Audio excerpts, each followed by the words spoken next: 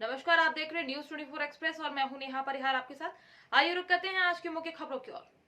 पोरसा में corona vaccine का टीका लगाने गई स्वास्थ्य विभाग की टीम को ग्रामीणों ने बेरंग वापस कर दिया। शासकीय अस्पताल पोरसा की कोरोना वैक्सीन का टीका लगवाने वाली टीम गत दिन पूर्व ग्राम डोडरी व ग्राम रोरियापुर में गई। वहां कोरोना वैक्सीन का टीका लगवाने के लिए ग्रामीणों से बोला गया तो ग्रामीणों ने मना कर दिया। उनका कहना है कि हमारे गांव में जिन लोगों ने टीका लगवाया उनको बुखार अभी तक ठीक नहीं हुआ। हम लोग परेशान हो जाते हैं टीका लगवाकर, इसलिए नहीं लगवा रहे। आप यहां से वापस चले जाएं। जनपद रामपुर के जादवपुर गांव में महिला ग्राम प्रधान सीमा देवी ने शपथ ग्रहण करने से पहले ही अपना विकास कार्य शुरू कर दिया है, जबकि गांव की हालत इतनी बदतर हो चुकी है कि आने जाने के रास्ते पूरे तरीके से बंद हैं। उन पर 2 से 3 फीट पानी का भराव रहता है। महिला ग्राम प्रधान का पति बलबीर सिंह मीडिया से बात करते समय तरह तरह के दावे कर रहा था, लेकिन दावे सिर्फ एक दिखावा रह गए हैं। शासन की ओर से आदेश किए गए हैं कि प्रत्येक ग्राम प्रधान को अपने गांव की साफ सफाई पर विशेष ध्यान देना होगा। हाल ही में सीमा देवी इस ओर कोई ध्यान नहीं दे रही। ग्राम पंचायत जादवपुर विकासखंड में बलबीर सिंह कितना बड़ा दूध आपको 363 वोटों 763। किसको हराया श्रीमती कंचन कंटिन्यू को हराया। विकास के बारे में क्या कहना है? विकास के बारे में सर्वप्रथम हम शिक्षा के ऊपर जोर देंगे। उसके बाद में गांव का विकास है, सीसी खड़ंजा नाली, उसके बाद पेंशन है, विधवा पेंशन है, विकलांग पेंशन है और वृद्धा पेंशन है। उसके बाद में हम PM आवास चल रहे हैं। किसी लाभार्थी जो पात्र लाभार्थी हैं किसी को भी नहीं छोड़ना है और जैसा भी सहयोग होगा जनता ने जैसा हमारा सहयोग करा है उससे हम दुगना सहयोग जनता का करेंगे। जितना भी साथ दिया जाए हर तरह से करेंगे।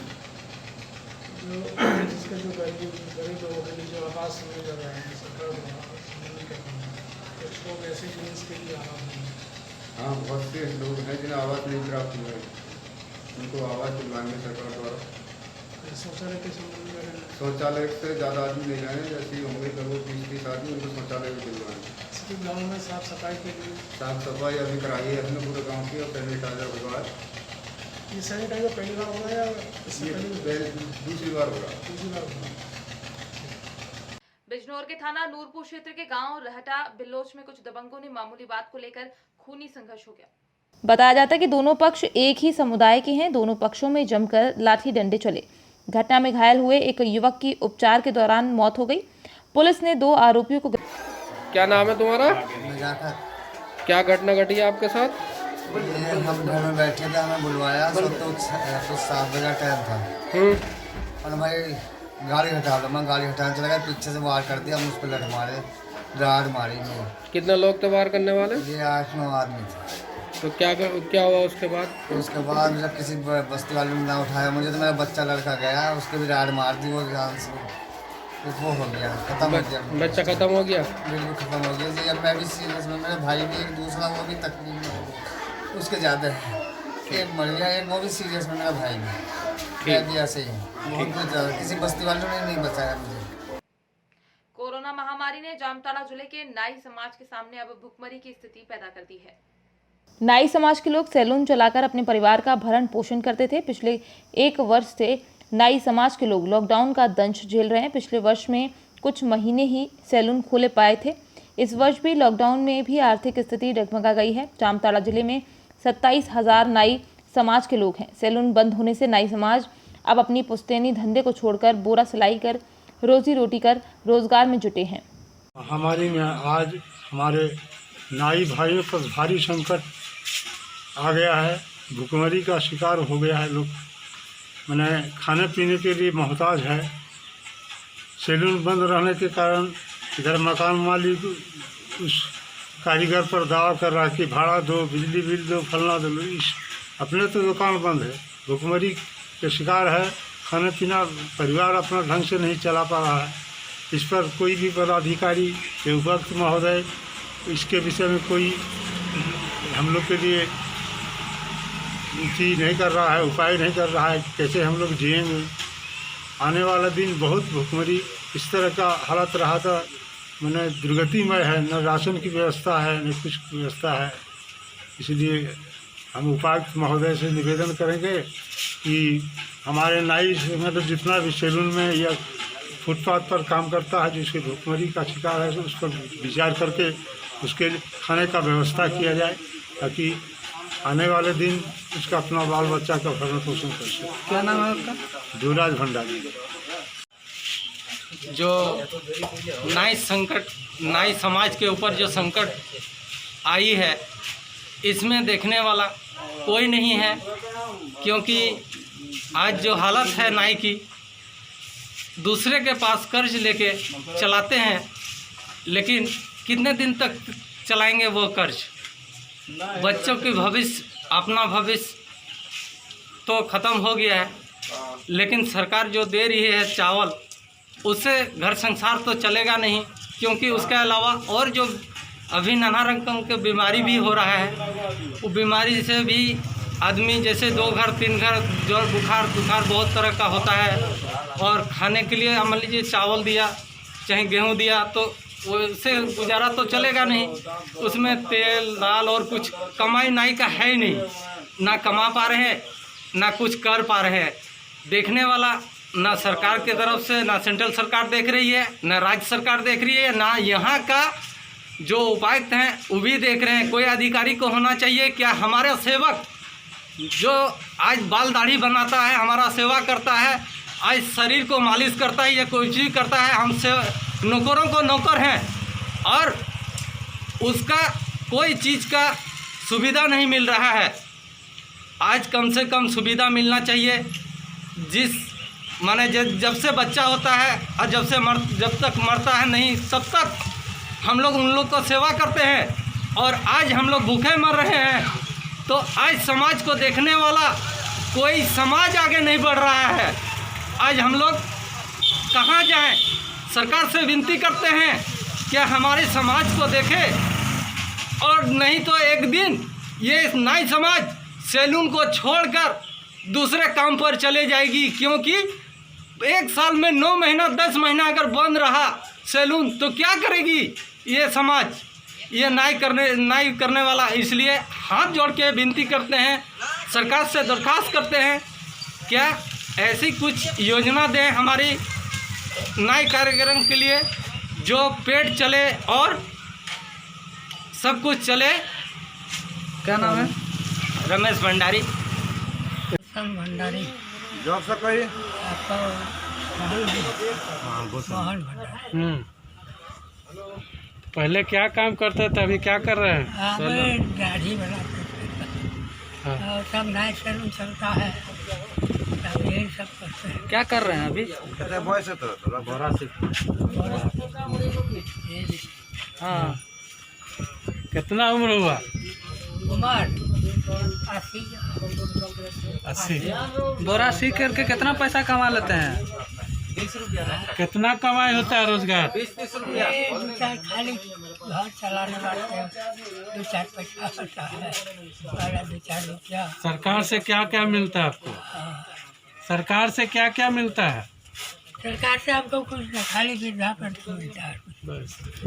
चावल वाल नहीं मिलता है? हाँ, चावल राशन नहीं मिलता है? चावल राशन को मिलता है, और घरों नहीं दिया, कॉलोनियों नहीं दिया।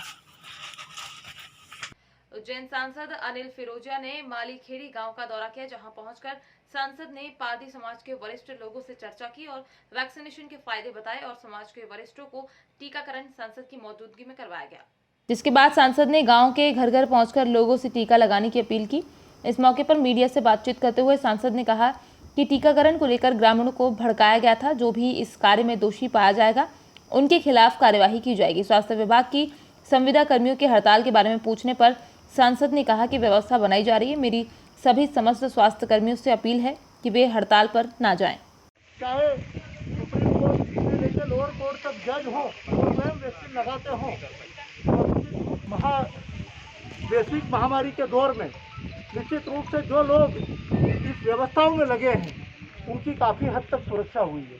लेकिन हम लोग निश्चित रूप से आज नहीं लगाएंगे तो कल लगा लेंगे। और कभी कोई पहले भी बीमारी होती थी, कुमार के महीने में लोग 3-3 महीने तक बुखार में पड़े रहते थे, इधर जेठ आषाढ़ का बैसाख जेठ का महीना आता था, 2-2 महीने लोग बुखार में पड़े रहते थे, इलाज चलता था। और अगर कहीं किसी को बुखार आया और अगर उसमें से दुर्भाग्य से किसी बंधु को अगर 2 दिन 4 दिन पहले कोई वैक्सीन लग गई हो तो उसको बदनाम करने के लिए पूरा दोषारोपण वैक्सीन पे करने का लोगों ने काम किया होगा कि ये वैक्सीन लगाने के कारण उसको बुखार आया हो।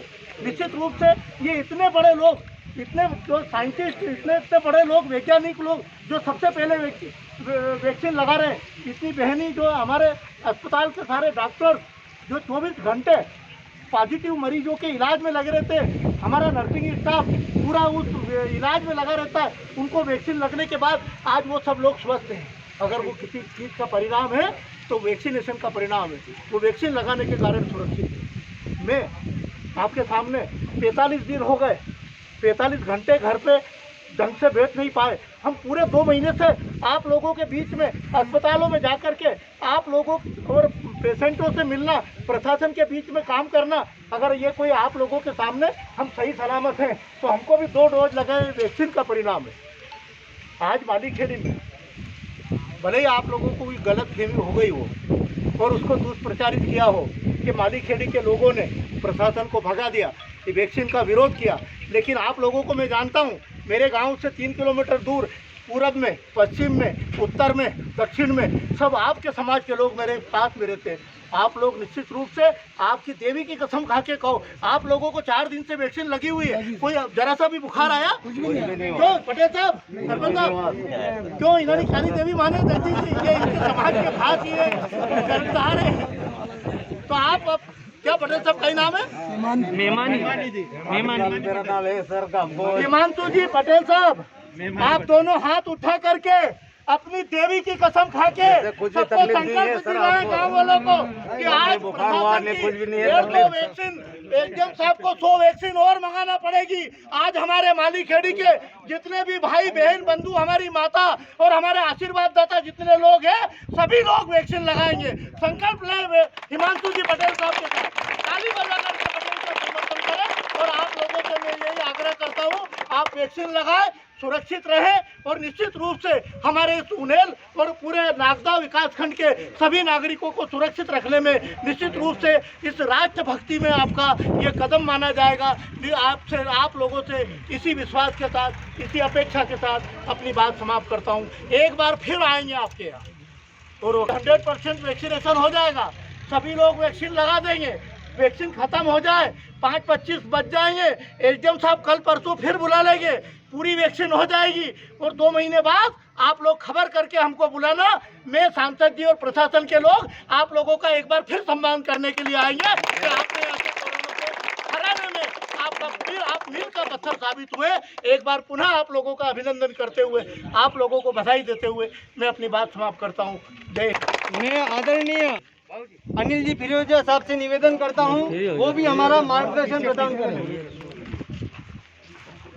आज मालीखेड़ी में इस वैक्सीन सेंटर में उपस्थित भारतीय जनता पार्टी के यशस्वी अध्यक्ष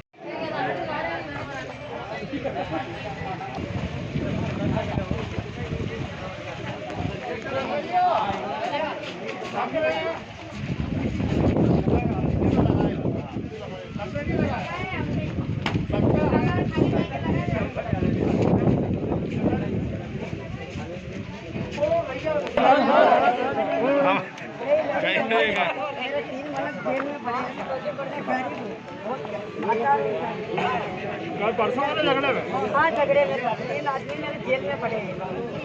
ऐसे गरीबी है, मेरे कोई नहीं है, माँ बाप भाई बहन कुछ भी नहीं है, ऐसी गरीब मेरे छोटे छोटे बच्चे अब 3 जेल में पड़े हैं सर, परेशान हो रही है, बहुत परेशान करके लगे।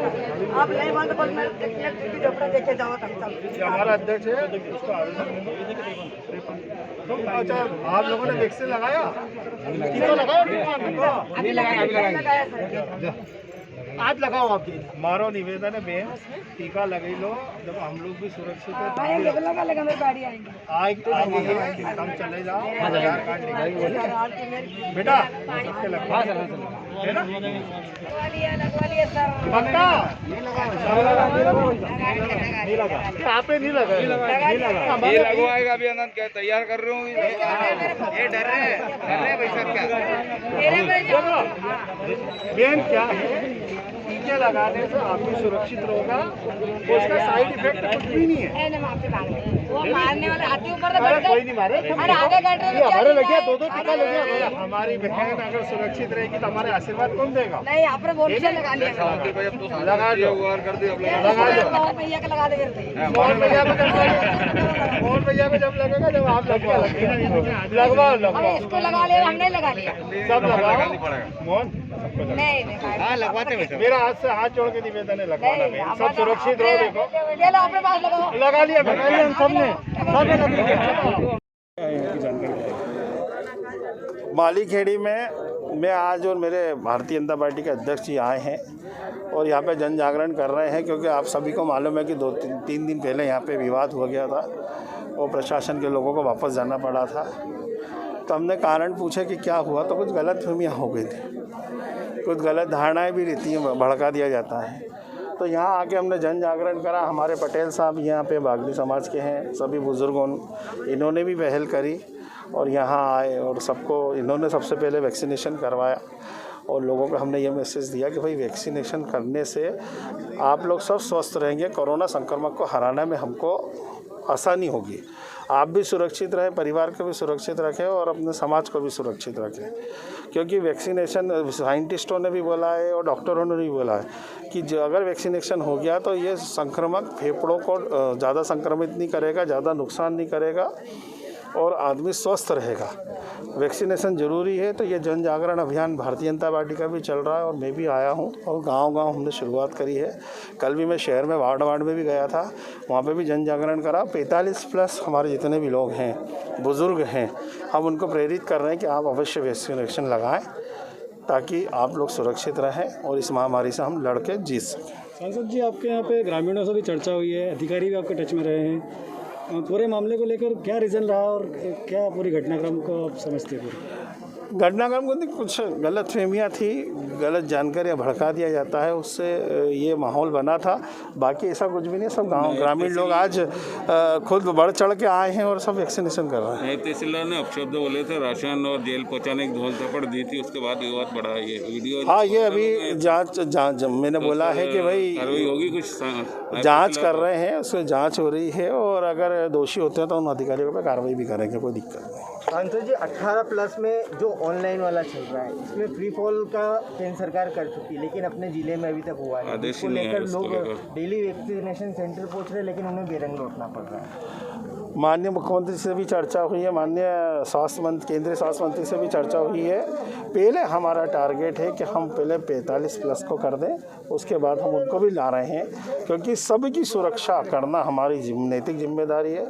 सबको वैक्सीनेशन लग जाए, हम ये प्रयास कर रहे हैं कि सबको वैक्सीनेशन लगना चाहिए। और मैंने तो माननीय मुख्यमंत्री जी से ये भी मांग करी थी कि वैक्सीनेशन जो दिव्यांग लोग हैं, जो बुज़ुर्ग लोग हैं, जो आ जा नहीं चल फिर सकने में असमर्थ हैं, उनके अगर हम घर पे भी जाके वैक्सीनेशन करें तो हमें करना चाहिए और वो माननीय मुख्यमंत्री जी ने स्वीकार लिया।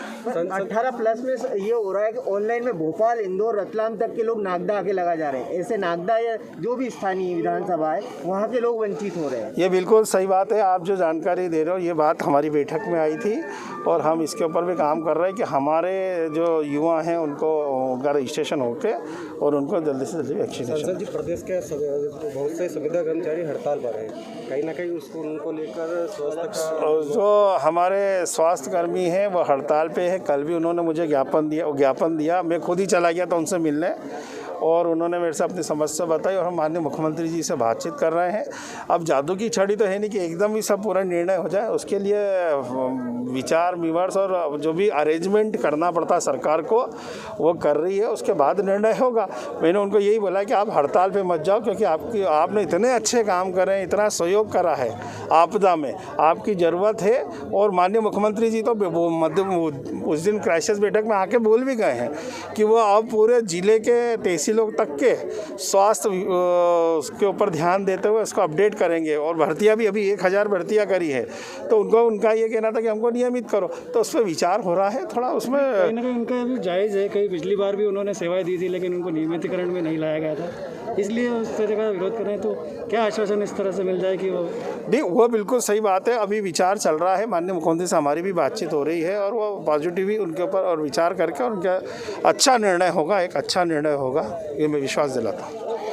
सिवनी में वर्तमान समय में देश के विभिन्न क्षेत्रों में लगातार बढ़ रही कोरोना संक्रमितों की संख्या तथा सरकार द्वारा जन जागरूकता अभियान चलाए जा रहे हैं, जिसके चलते लोगों ने अपने तथा अपने परिवार के स्वास्थ्य के प्रति सजगता से प्रेरित होकर सिवनी जिले के बंडोल शासकीय हायर सेकेंडरी स्कूल में बनाए गए वैक्सीन सेंटर में 18 से अधिक उम्र वाले व्यक्तियों को कोरोना से बचाव के लिए टीका लगवाने युवा बढ़ चढ़कर हिस्सा ले रहे हैं। हिस्सा लेने के दौरान सभी युवा वर्ग के लोग वैक्सीन लगवाने के लिए प्रेरित भी उनको किया जा रहा है। आज हमारे यहाँ पे 100 लोगों का लक्ष्य दिया गया था, तो 100 लोग का लक्ष्य पूर्ण हो चुका है। और इसके अलावा जो अगले दिन में जो टीकाकरण होना है, तो हमने उनको बता दिया है कि अगले दिन जब भी टीकाकरण होगा आपको सूचना दे दी जाएगी किसी माध्यम से, और टीकाकरण उनको करवा दिया जाएगा। मानवी नंदे है, पिता मनोज कुमार नंदे।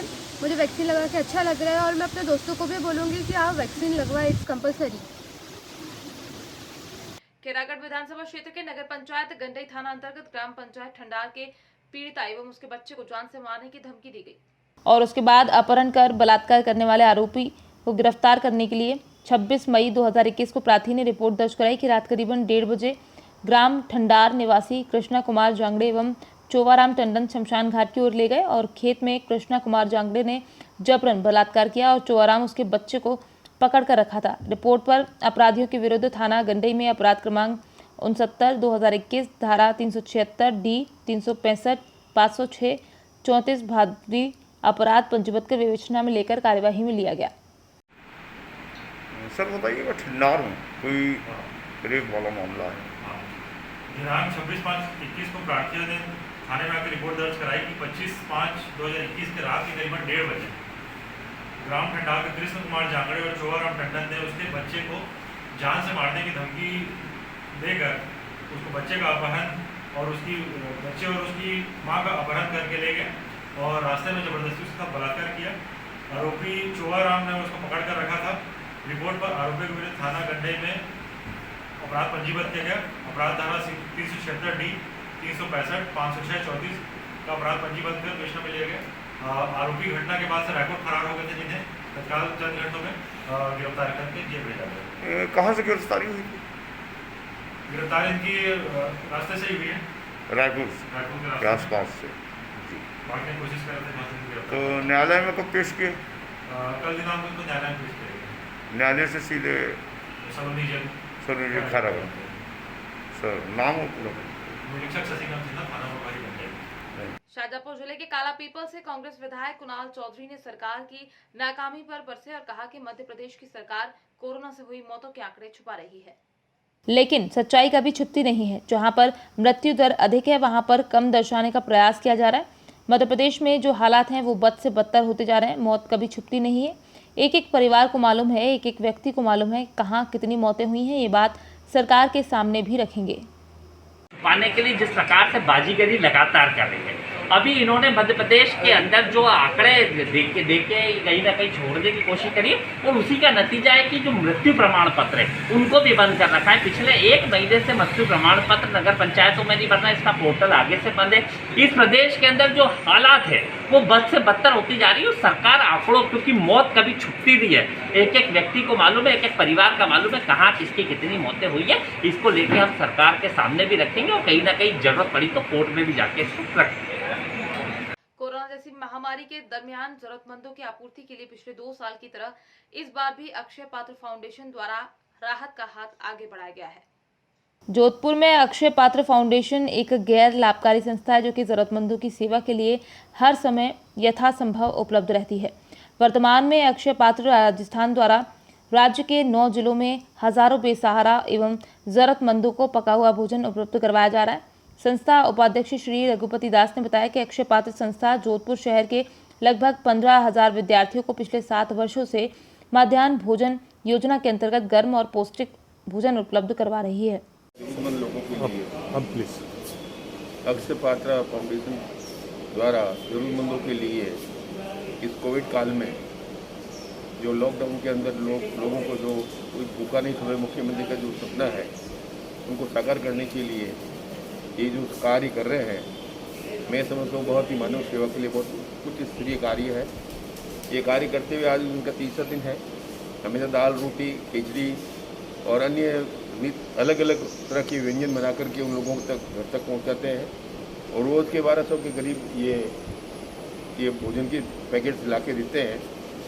तो मैं इन लोगों को सबको और उनकी पूरी टीम को मैं भारत सेवा सुल्तान के माध्यम से, मैं हमारे परिवार के माध्यम से आपका बहुत बहुत आभार व्यक्त करता हूँ कि सेवा से बड़ा कोई पुण्य का कार्य नहीं है। और आपकी जो संस्था है मैं उनके लिए हमेशा शुभकामना प्रेषित करता हूँ कि वो आगे बढ़े और सेवा के लिए आगे बढ़ते रहे। और आप लोग तो अपने आप को ध्यान में रखते हुए कोविड काल का पूरा ध्यान रखते हुए इस कार्य प्रणाली को आप अपनाएं। Thank you.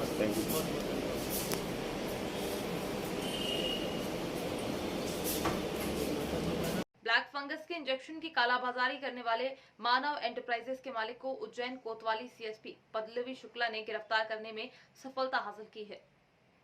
ग्राहक बनकर अपना रूप बदलकर सीएसपी पल्लवी शुक्ला मानव एंटरप्राइजेस मेडिकल पर पहुंचकर एक इंजेक्शन 36,000 में खरीदी। ब्लैक फंगस के इंजेक्शन की कालाबाजारी का मामला उज्जैन की मुसद्दीपुरा स्थित मानव एंटरप्राइजेस पर सीएसपी पल्लवी शुक्ला ने ग्राहक बनकर दबिश दी। 16 इंजेक्शन के साथ एक आरोपी को गिरफ्तार किया है। ब्लैक फंगस जैसी बीमारी में काम आते हैं ये इंजेक्शन। शुक्ला ने मरीज के परिजन बनकर मानव एंटरप्राइजेस के संचालक जुगल किशोर से 16 ब्लैक फंगस के इंजेक्शन जब्त किए। ये अभी 10 mg का है। ये कितने में पड़ेगा? ये तो सस्ता पड़ेगा सिर्फ 5,000 का। और ये 10 mg है। ये तो 36,000। ये 50 mg है और ये दो कॉम्बिनेशन में आपको बता देता हूँ। ये सिंगल लेता है ना? ये भी है मेरे पास।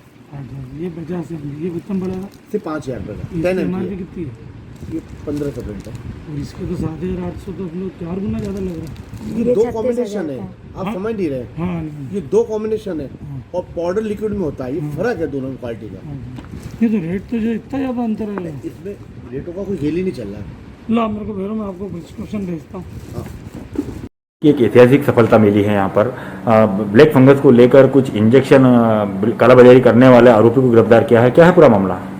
जैसा कि आप जानते हैं कि अभी जो कोविड के जो पेशेंट जो रिकवर हुए हैं उनमें ब्लैक फंगस की एक बीमारी की शिकायतें आ रही हैं और ये बीमारी के कुछ पेशेंट्स उज्जैन में भी एडमिट हैं। और जैसे ही ये पेशेंट बढ़े हैं तो उसके इलाज में जो उपयोग होने वाली जो दवाएं हैं उनकी कालाबाजारी की शिकायतें प्राप्त होने लगी थी। उसी क्रम में एक amphotericin B, liposomal amphotericin B injection जो इसकी इलाज के लिए उपयोग होता है, हमारे पास एक शिकायत ये प्राप्त हुई थी कि इसका जो ब्लैक मार्केटिंग है मानव एंटरप्राइजेस के द्वारा की जा रही है। सीएसपी कोतवाली पल्लवी शुक्ला के निर्देशन में एक टीम गठित की गई और जिसको स्वयं उन्होंने लीड किया था। और ये टीम गई और उनसे एक पेशेंट के बनकर गई और इस इंजेक्शन की मांग की गई, जिस इंजेक्शन की सामान्य तौर पे एमआरपी जो है 7,500 रुपये है। ये 36,000 रुपये के मान से 3 इंजेक्शन की बात हुई। जैसे ये लिया तो उसमें तीनों इंजेक्शन जब्त किए गए। बाद में इनसे और भी जो पूछताछ हुई और जो निकल के आया है तो एम्फोटेरेसिन लिपिड कॉम्प्लेक्स वाला एक इंजेक्शन है जो जिसकी कीमत लगभग 1,500 रुपये के आसपास है। इसको 5-6 हज़ार रुपये में बेचने की बात भी सामने आई, वो भी हमने 10 जब्त किए हैं। इसके अलावा एक इंजेक्शन और है जो 3 इंजेक्शन, ये भी एंटी फंगल इंजेक्शन है। इस तरह से टोटल लगभग 16 इंजेक्शन जिनकी मार्केट वैल्यू लगभग 1 लाख के आसपास है, जिसको वो लगभग 3 से 3.5 लाख रुपए के में बेचने की बात आई थी। इस पर हमने एक कार्रवाई की है और प्रकरण दर्ज कर किया जा गया है। चूँकि ये दवाओं की कालाबाजारी से संबंधित है, जिसमें कालाबाजारी अधिनियम के अंतर्गत एक प्रतिवेदन कलेक्टर उज्जैन की ओर भेजा जा रहा है और जिसमें उसके विरुद्ध जो सीधा 6 महीने की जेल के प्रावधान है उसके अंतर्गत भी कार्रवाई की जाएगी। सर वैसे देखो तो पुलिस के लिए बड़ा चुनौतीपूर्ण विषय था यहाँ पर, किस प्रकार से सफलता हासिल की और किस रूप में गई थी पुलिस? निश्चित तौर पे पुलिस ने खुद ग्राहक बन के और एक हमारे पास ऐसा प्रिस्क्रिप्शन प्राप्त हुआ था जिसमें उसकी डिमांड थी, उसका लेके गई, क्योंकि इसके लिए एक बड़ी कार्य योजना पहले तैयार की गई और उसके बाद ही पूरी टीम जाकर वहाँ काम की है। इसलिए पुलिस को इसमें सफलता मिली। हम लगातार इसके पहले रेमडेसिविर का इंजेक्शन की बात हो, उसमें भी कार्रवाई हमने की थी और इसमें भी कर रहे हैं और लगातार ये कार्रवाई चलती रहेगी। सर टीम ने इतना अच्छा काम किया, कुछ इनाम? निश्चित तौर पर उनको मेरे स्तर पे इनाम दिया जाएगा और इसके जो पूरी टीम के लिए मैं एडीजी साहब से भी अनुरोध करूँगा, उनके स्तर से भी इनाम दिया जाएगा। आज की खबरों में फिलहाल इतना ही। बने रहिए न्यूज़ 24 एक्सप्रेस के साथ। नमस्कार।